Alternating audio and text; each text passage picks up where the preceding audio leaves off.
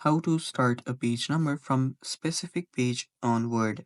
Hello guys, this is Atticus and welcome back to another tutorial video.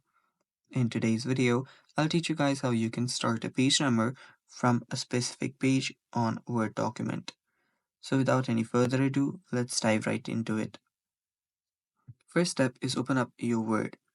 So after you open up your Word, what you can then do is first let me just after you're on your Word, what you can then do is just tap on this page where you want your page number from, and after you do that, head over to this option called layout. There you'll find breaks.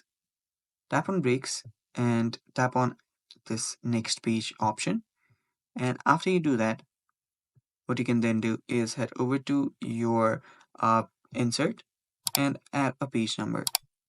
So let's say that I want to add something on the bottom here, and there we go. So here you can notice that this starts page number from the first page. Now what I can do from here, so if I want my page number to start from this page, that is the page number 4, I can just select this, and after I select this, head over to this header and footer section. After I'm on the header and footer section, here you'll find link to previous option. Just unselect that, and after that, head over to this another option called your page number, where you find page number.